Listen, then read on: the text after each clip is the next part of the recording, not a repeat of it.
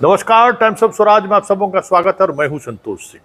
और आज हम टाइम्स ऑफ स्वराज में चर्चा करने जा रहे हैं कि एनटीए ने सुप्रीम कोर्ट को जो जानकारी दी है वो जानकारी ये है कि पटना के 12 सेंटरों पर जो परीक्षा हुई है उस 12 सेंटर पर एक 640 नंबर से अधिक लाने वाले स्टूडेंटों की संख्या 175 है और 680 से और उससे ज़्यादा नंबर लाने वाले छात्रों की संख्या 35 है।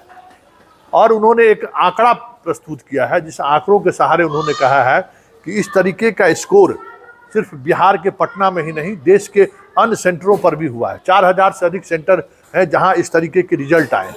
मतलब एनटीए अभी भी ये दिखाने की कोशिश में है कि प्रश्न पत्र लीक मामले को लेकर जो बातें कही जा रही है वो बातें पूर्णतः असत्य है। और जो डाटा उन्होंने प्रस्तुत किया उस डाटा के साथ उन्होंने ये भी कहा है कि गोधरा के जिस सेंटर की बात की जा रही है वहाँ मात्र 8 लड़कों को 680 से ज़्यादा नंबर आया है। मतलब 640 और 680 से ज़्यादा नंबर ही क्या मेडिकल में क्वालिफाइंग नंबर है? एनटीए उस पर चुप्पी साधे हुए है। लेकिन बड़ा सवाल ये है कि इस देश में इससे पहले भी प्रश्न पत्र लीक हुआ है और कुछ खास सेंटर पर लीक हुआ और परीक्षाएं रद्द हुई है। लेकिन इस बार सरकार और एनटीए जिद पर अड़ी हुई क्यों है? क्यों नहीं रद्द करना चाहती है?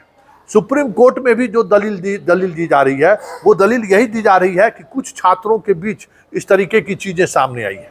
लेकिन बड़ा सवाल ये है कि देश जिस दिशा में जा रहा है या जिस दिशा में ले जाने की कोशिश हो रही है, क्या सॉल्वर गैंग के साथ देश खड़ा है? बड़ा सवाल है। क्या मोदी जी उस सॉल्वर गैंग के सदस्यों को बचाना चाहते हैं? क्या अभी तक उसके मुख्य अभियुक्त गिरफ्तार नहीं हुए हैं? क्या रिजल्ट दिखाकर कहना चाहते हैं? किस तरीके से जिस तरीके से एनटीए की भूमिका संदिग्ध है, एनटीए के अधिकारी की मिली भगत की बात सामने आ रही है, ऐसे में एनटीए का इस तर्क में कितना दम माना जाएगा? बड़ा सवाल यह भी है क्योंकि पूरी तौर पर प्रश्न पत्र लीक मामले को लेकर एनटीए की भूमिका खुद संदिग्ध में है। फिर उनके द्वारा जो तर्क सुप्रीम कोर्ट में पेश किए गए हैं उस तर्क का मतलब क्या है? बड़ा सवाल ये भी है। लेकिन चलते चलते जो सबसे बड़ी बात है, अब ये बातें सामने आ गई हैं कि इस देश में किसके साथ खड़ा रहना है, इस देश के युवाओं को किसके साथ खड़ा रहना है। क्योंकि ये साफ दिख रहा है जिस तरीके से तर्क दिए जा रहे हैं, जिस तरीके के तर्क गढ़े जा रहे हैं, आज तक इससे पहले इस देश में इस तरीके का तर्क कभी नहीं गढ़ा गया है। प्रश्न पत्र लीक हुआ मतलब परीक्षाएं कैंसिल हुई है। कोई ये तर्क नहीं दिया है कि कितने लोगों के पास प्रश्न पत्र पहुंचा होगा, उससे कितने लोग रिजल्ट प्रभावित हुआ होगा। कभी ये चर्चा नहीं हुई है।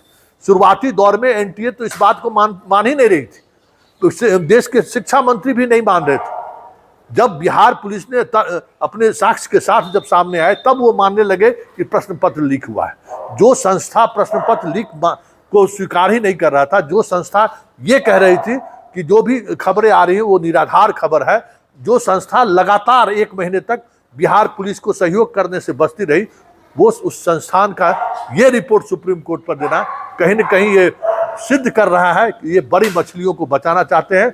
और इस पूरे खेल में ऐसे लोग जरूर शामिल हैं जिसके साथ सरकार और एनटीए दोनों खड़ी है।